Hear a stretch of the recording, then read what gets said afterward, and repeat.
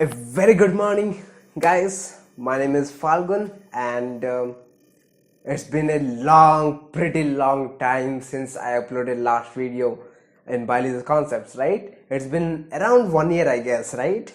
Yeah, I've taken a pretty long gap, right? Okay, no problem. From today onwards, you will be not facing any sort of this kind of problem or delay in uploading videos, right? So from today onwards I'll be uploading regularly, okay?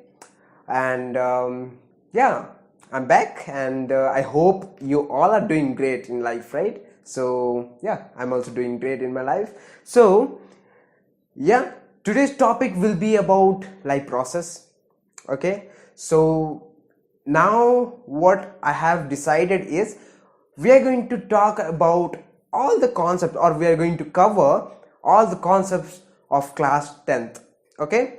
So as I said, we have started about studying about class 10th, or I'll be giving I'll be teaching you about all the topic about the class 10th syllabus, right? Biology syllabus. So as we all know, first chapter is life processes, okay?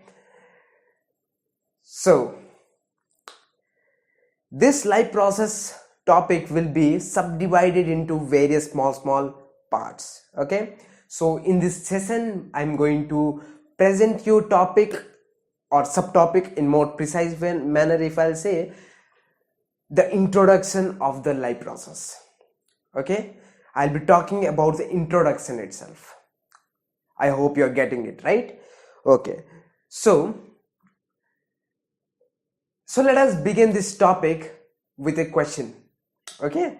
So I hope you all are excited for the question. Okay, the question is, what is the difference between living and dead?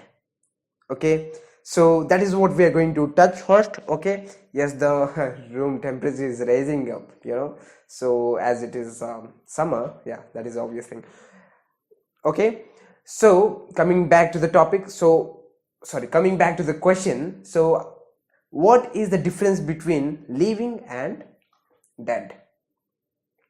Okay, many of you might be thinking that living is something which have some kind of movement, right?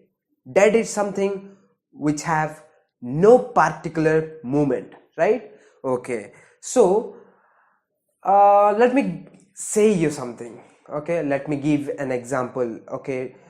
If I'll ask you to just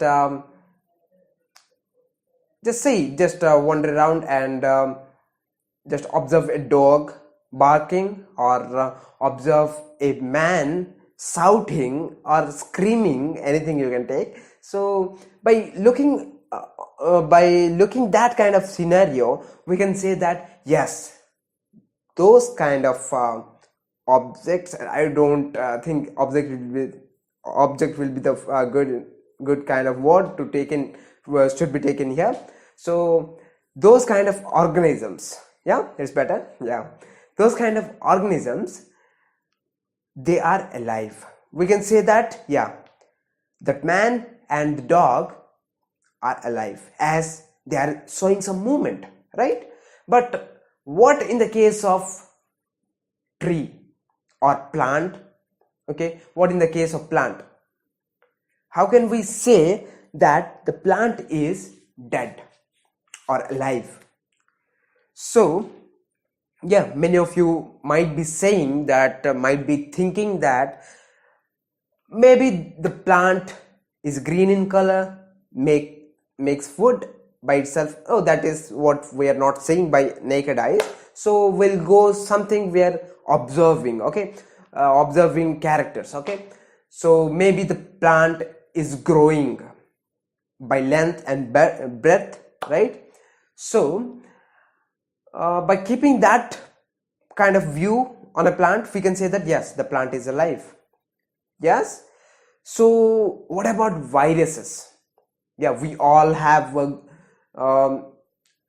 discussed, or we all know that viruses are dead outside the host, and they are active or just active whenever they gets enter into the body of an host. Yeah, so why it is so? The question about the virus, like is virus dead, truly dead or alive, is still controversial, right? So keeping that aside, okay, viruses, let me explain that. Okay, viruses are dead outside of the host and living inside of the host. Whenever they get entered into the host, they gets activated, and they do replications, and they grow up in numbers and causes disease. Okay, so apart from that kind of thing, okay, so on an by concluding this whole kind of topic, if I'll ask a question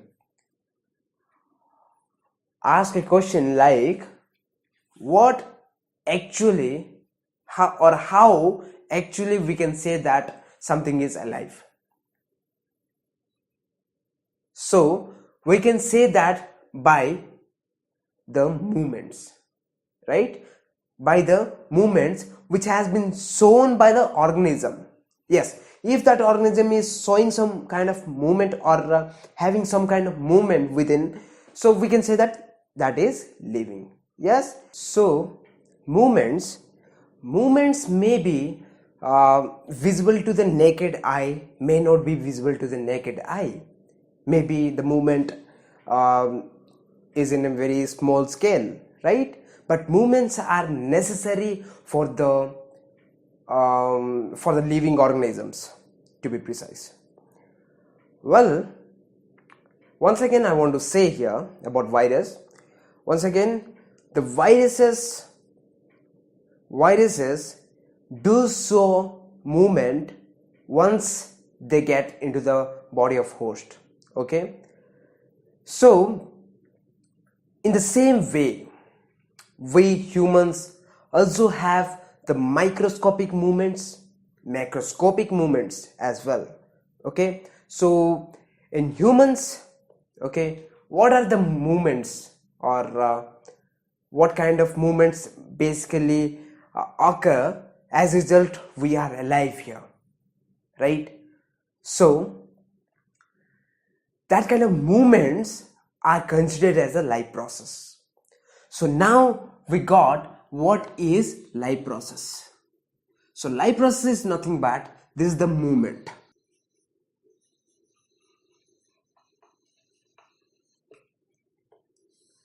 Life process is the movement.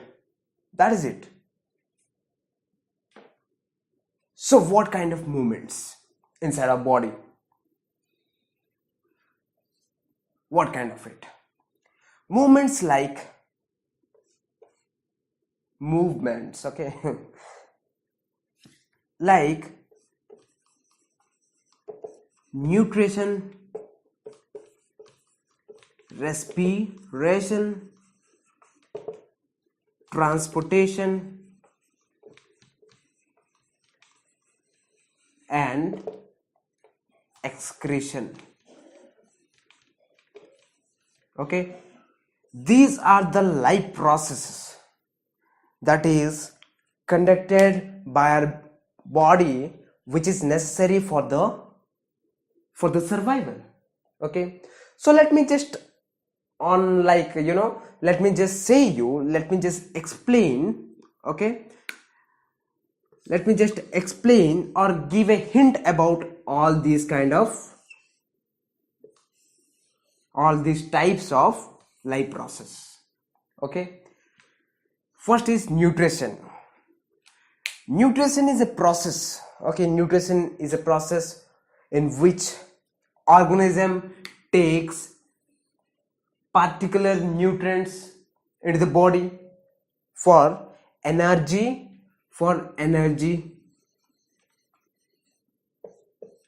Okay, so now respiration. respiration, taking of oxygen into the body, okay, and here, and releasing of CO2, okay. And this kind of process is required for the just creating that kind of energy in our body or cells, okay. So transportation, as we have taken food inside the body, okay, that food, that digested food should be transported whole across the body, right?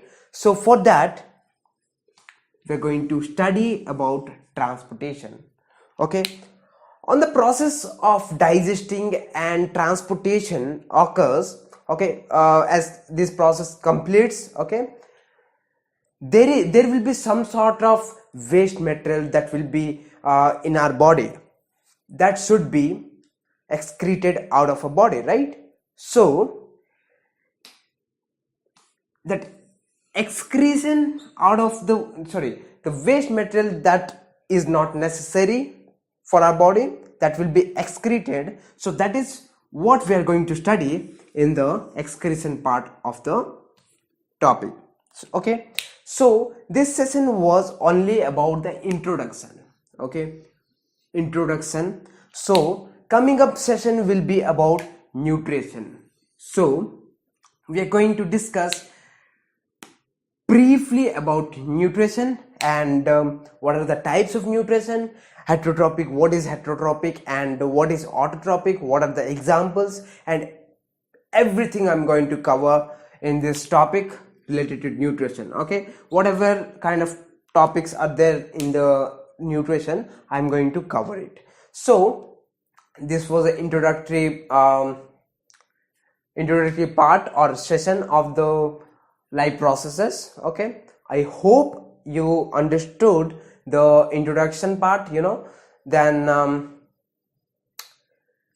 next session will be wonderful enough, because we will be talking about very interesting topic, that is about nutrition, okay. Stay tuned and subscribe if you really enjoyed this video, and if you really understood what I meant to say you, and I hope you understood, right?